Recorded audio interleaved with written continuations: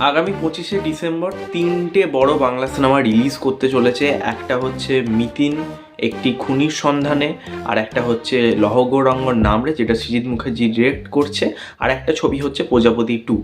এই তিনটে সিনেমা কিন্তু ক্ল্যাশ করছে আগামী 25শে ডিসেম্বর 2025-এ। ওকে, এই ভিডিওতে আমি বেসিক্যালি ডিসকাশন করব এই তিনটে ছবি বক্স অফিসে কিরম চলতে পারে, তাদের এখন হাইপ কিরকম, কি মনে হচ্ছে বক্স অফিস কোথায় যাবে, বছরের একদম শেষে গিয়ে মানে গোড়াতে গিয়ে আমরা কি দেখতে পারি সেটাই নিয়ে আলোচনা হবে। তো দেখুন, সবার প্রথম যদি বলি, এই বছর দুর্গাপুজোটা যে বাংলা সিনেমার ক্ষেত্রে খুব ভালো গেছে তা কিন্তু নয়, ঠিক আছে। তার কারণ হচ্ছে, তোমরা যদি দেখো কোনো সিনেমাই সেই লেভেলে কিন্তু ওয়ার্ড অফ মাউথ পায়নি যে ভাই হেভি হয়েছে, খুব ভালো সিনেমা, সেটা কোনো সিনেমাই হয়নি। হ্যাঁ, লোকে বলতে পারে যত কাণ্ড কলকাতাতে ছবিটা হয়তো মানে পরের দিকে ওয়ার্ড অফ মাউথের জন্য চলেছে, বাট সেটা কখনোই একটা বহুরূপী বা কখনোই একটা রক্তবীজের মতন ওয়ার্ড অফ মাউথ জেনারেট করতে পারেনি, যেটা অন্য পুজোতে করতে পারে। এবং ছবিটা হয়তো কম্পেয়ারলি অন্যদের ছবিগুলোর থেকে হয়তো যত কাণ্ড কলকাতায় বেটার লেগেছে বলেই ছবিটা পরের দিকে হয়তো ওয়ার্ড অফ মাউথের জোরে চলেছে। শহর কেন্দ্রিক অডিয়েন্সদের কথা বলছি আমি। তো ক্রিসমাস 2025-এ পুজোর সময় আমরা জানি যেরকম একটা নোংরামি হয়েছিল শো পাওয়া নিয়ে, উইন্ডোজ ভার্সেস দেব ভার্সেস এসবিএফ, যে মানে বাজে একটা কনস্পিরেসি, যা বাজে একটা নোংরামি, block booking, corporate booking, ticket এইভাবে বেছে দেওয়া, মানে লোককে টিকিট দেওয়া রাস্তায় দাঁড় করিয়ে যে ভাই তুমি সিনেমাটা দেখতে চাও চলো চলে যাও ফ্রিতে, বিভিন্ন নোংরামি কিন্তু হয়েছে। এবারে ক্রিসমাসের রিলিজে কিন্তু ফেডারেশন কিছুটা হলেও একটা বলতে পারো শর্ট আউট করার চেষ্টা করেছে, মানে তিনটের বেশি ছবি আনা যাবে না, তাই জন্য তিনটে ছবি ফাইনাল। কিন্তু একটা জিনিস তোমরা দেখো, পুজোর সময় যতই নোংরামি হোক যাই হোক, পুজোয় হয়তো বক্স অফিসে খুব ভালো করতে পারেনি কোনো ছবি, সেই মানে এক্সপেকটেশনটা ম্যাচ করতে পারেনি, সেটা হয়তো হতে পারে, কিন্তু ছবিগুলো নিয়ে কিন্তু অ্যাটলিস্ট কথা হচ্ছিল। বিশেষ করে রঘু ডাকাত রক্তবীজ 2 নিয়ে কিন্তু যথেষ্ট কথা হয়েছে, ঠিক আছে। তার আগে কিন্তু হাইপ ছিল, ঠিক আছে।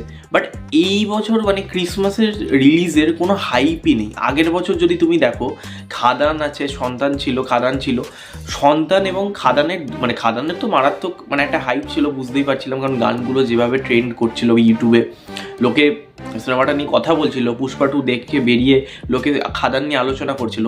এবং সন্তানেরও হাইপটা হয়েছিল ওই কন্ট্রোভার্সিটার জন্য আর কি, মানে রাজ চক্রবর্তী সন্তান সন্তান সন্তান সেই জায়গাটার জন্য, সেই স্টেটমেন্টটার জন্য রাজ চক্রবর্তীর, তারপর দিকে একটা হাইপ এনেছিল। বাট তুমি যদি এই বছর পার্টিকুলারলি দেখো কোনো সিনেমারই সেরকম কিন্তু হাইপ নেই।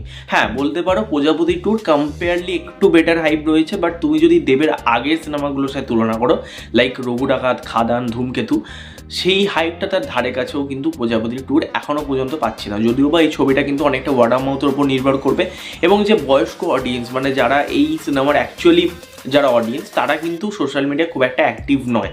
তারা কিন্তু সিনেমাটার দেখার আগে মানে এতটা পরিমাণে রিল শেয়ার, এতটা পরিমাণে করা, উন্মাদনা দেখানো কিন্তু করবে না, ঠিক আছে। সেটা আমরা হলেই দেখতে পারবো, সেটা প্রত্যেকবারই ফ্যামিলির আমার সিনেমার ক্ষেত্রে হয়, সেটার উইন্ডোজ বলি, সেটা এর আগে প্রজাপতি বলি, প্রধান বলি, তো সেইগুলো আপনারা জানেন ভালো মতোই, ঠিক আছে। যে ম্যাচিওর যারা দর্শক হয় তারা সোশ্যাল মিডিয়া অতটা অ্যাক্টিভ নয় বলে কিন্তু আমরা হাইপটা বুঝতে পারি না। বাট আমার তাও মনে হচ্ছে, যেহেতু প্রজাপতি 2 ছবিটাও কিছুটা হলেও ইয়াং অডিয়েন্সকে টার্গেট করবে, গানগুলো ওরকম বেরিয়েছে আর কি, হাসলি কেন বলটা স্পেশালি গানটা কিন্তু বেশ ভালো ট্রেন্ড করছে, গানটা শুনতে ভালো হয়েছে, ভিডিও যাই যেরকমই হোক, অনেকে ক্রিটিসাইজ করছে ভিডিওটাকে নিয়ে, বাট গানটা শুনতে ভালো লাগছে, ঠিক আছে। মানে একটা মিষ্টি ব্যাপার রয়েছে, একটা নস্টালজিয়া ভাইব আনছে গানটা, যাই হোক। তো সেই গানটা শুনছে অনেকে এবং গানটা ট্রেন্ডও করছে, কিন্তু সেই হাইপটা কোথাও গিয়ে পাচ্ছি না, ঠিক আছে। এবার যদি আমি আসি মিতিন একটি খুনির সন্ধানে, দেখো কোয়েল মল্লিকের একটা ফ্যান ফলোয়িং ভালো রকম আছে, তার একটা সিনেমার জন্য অডিয়েন্স অপেক্ষা করে যে হ্যাঁ তার সিনেমা মানে একটা ভালো কাজই আসবে। এবং যেহেতু এটা একটা মিতিনেরই একটা ফ্র্যাঞ্চাইজির ছবি, মিতিন ফ্র্যাঞ্চাইজির ছবি, মিতিন মাসির ফ্র্যাঞ্চাইজির ছবি, সেই অনুযায়ী এই ছবিটা কিন্তু একদমই হাইপ নেই, ঠিক আছে। এই ছবিটার টিজারও বেরিয়েছে, ইভেন অনেকেই এই সিনেমাটার নামও এখনও জানে না যে এই সিনেমাটা বেরোচ্ছে, ঠিক আছে। হাইপ বলতে গেলে নেই। লাস্ট স্বার্থপর ছবিটা কিন্তু বক্স অফিসে ভালো চলেছে, হিট হয়েছে, বলবো না খুব ভালো, বাট ভালো চলেছে আর কি। ছবিটা কোয়ালিটি ওয়াইজ ডেফিনেটলি খুব ভালো হয়েছে, এই বছরের অন্যতম একটা সেরা বাংলা সিনেমা। তো মিতিন একটি খুনির সন্ধানে যতটা হাইপ আমার মনে হয় পাওয়া উচিত ছিল, সেটা কিন্তু পাচ্ছে না। এবার আসবো সবচেয়ে ডিসঅ্যাপয়েন্টিং, সেটা হচ্ছে সৃজিত মুখার্জির লহ গৌরাঙ্গের নামরে, যেটা একটা আমরা জানি সকলেই যে শ্রীকৃষ্ণ শ্রী নিমাই সন্ন্যাসীর আর কি জীবনী নিয়ে হতে চলেছে, তারই জীবনটাকে ওইভাবে দেখাবে, একটা মানে আজকের দিনের সাথে আর কি রেজোনেট করে দেখানো হবে। তো সেই সিনেমাটারও কিন্তু কোনো হাইপ নেই। সৃজিত মুখার্জি একটা সিনেমার কিন্তু হাইপ থাকে, এবং সৃজিত মুখার্জির কিন্তু অডিয়েন্স ম্যাচিওর দর্শক খুব একটা নয়, বেশিরভাগই কিন্তু শহরে একটু ইয়াং দর্শক, ঠিক আছে। তো তারা সেই সিনেমাটা নিয়ে কোনো অ্যাওয়ারই নয়, এবং সিনেমাটা নিয়ে কথাও হচ্ছে না, ঠিক আছে। তো আমার খুব মানে আর কি যথেষ্ট ভয় হচ্ছে ক্রিসমাসের রিলিজ নিয়ে, যথেষ্ট সংশয় রয়েছে এই ক্রিসমাস রিলিজ নিয়ে, কিরম আর কি হবে, কালেকশন কিরম আসবে, অ্যাডভান্স বুকিং কিরম হবে। দেখো, শো পাওয়া নিয়ে হয়তো সেরকম মারপিট হবে না যতটা পুজোয় হয়েছে, এবং বলতে পারো হবেই না, কারণ অলরেডি ফেডারেশন একটা ডিক্লিয়ারেশন দিয়ে দিয়েছে কোনো বড় হিন্দি ছবি নেই।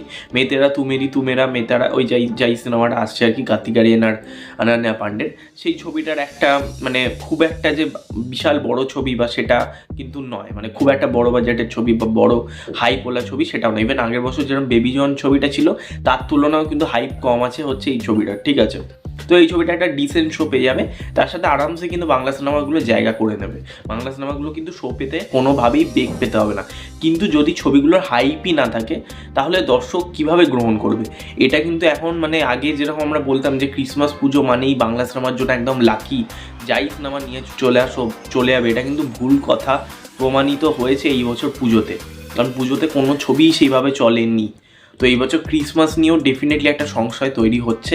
এবার দেখা যাক, সময় বলবে। সিনেমাগুলোর ট্রেলার বেরোলে যদি না সেভাবে ওয়ার্ক করে দর্শকের কাছে, তাহলে কিন্তু ছবিগুলো ডেফিনেটলি বলছি খুবই চাপে পড়তে পারে, যেটা আমার মনে হচ্ছে, কারণ ছবিগুলোর একদমই হাইপ নেই। প্রজাপতি টুর কিছুটা আছে, বাট সেটাও কখনো একটা দেবের সিনেমা অনুযায়ী আগের সিনেমার তুলনা করলে অনেকটাই কম। তো এখানে ভিডিওটা শেষ করছি। ভিডিওটা ভালো লাগলে লাইক করবেন, শেয়ার করবেন, সাবস্ক্রাইব করবেন, পাশে বেল আইকন ক্লিক করবেন আমার চ্যানেলটাকে, এবং অবশ্যই কমেন্টে জানাবেন এন্টায়ার ভিডিওটা নিয়ে আপনার কি মতামত, সেটাই কমেন্টে জানাবেন। নেক্সট দেখা হবে, ততক্ষণ জন্য টাটা, টেক কেয়ার।